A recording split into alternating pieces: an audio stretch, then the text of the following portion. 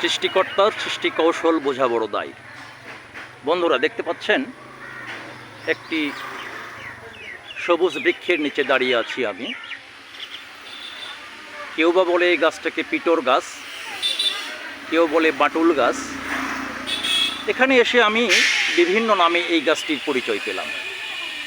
বন্ধুরা দেখতে পাচ্ছেন গাছের পাতায় এক ধরনের ফল ধরেছে, একদম গাছের পাতায়, কাণ্ডে না, গাছের পাতায় দেখতে পাচ্ছেন গুটি গুটি গুটি গুটি কিছু ফল। এরকম গাছ আমি ইতিপূর্বে আর কোথাও দেখি না। দেখতে পাচ্ছেন নিশ্চয়ই, আমি কতটুকু দেখাতে পারছি জানি না।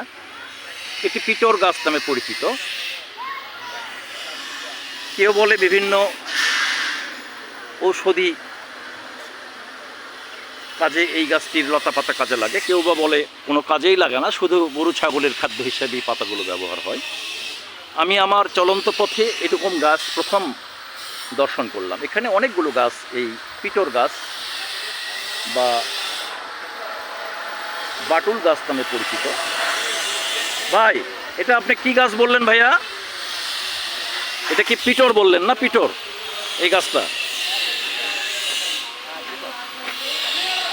বিভিন্ন জন বিভিন্ন নামে এই গাছগুলোকে বর্ণনা দিচ্ছে। যাই হোক, এটি আমার চোখে প্রথম দেখা এই গাছটি। গাছের প্রত্যেকটি পাতায় এক ধরনের ফল সাদৃশ্য কিছু আটকে আছে, মনে হচ্ছে পাতাতেই ফল ধরেছে।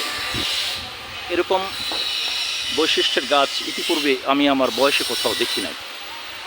এই গাছগুলো মূলত হিলি বাজারের অনেক দূরেই সীমান্তবর্তী এলাকায় রয়েছে। এখানে বেশ কিছু এই গাছের দর্শন পাওয়া যায়। কথা দিয়েছিলাম যেখানেই যাব সব কিছু আপনাদেরকে শেয়ার করার চেষ্টা করব। সেই প্রতিশ্রুতির ধারাবাহিকতায় এই অচেনা গাছের নিকট, যা পিটোর গাছ বা বাটুল গাছ বিভিন্ন নামে পরিচয় বহন করছে, সেই দেখানোর জন্যই দাঁড়িয়ে গেলাম পথপার্শ্বে। বন্ধুরা, এমনি করে আপনাদের সঙ্গে থাকার চেষ্টা করব সব কিছুতেই। আজকে পর্যন্তই। সকলকে সালাম, শুভেচ্ছা এবং অভিনন্দন। আসসালামু আলাইকুম ওয়া রাহমাতুল্লাহি ওয়া বারাকাতুহু।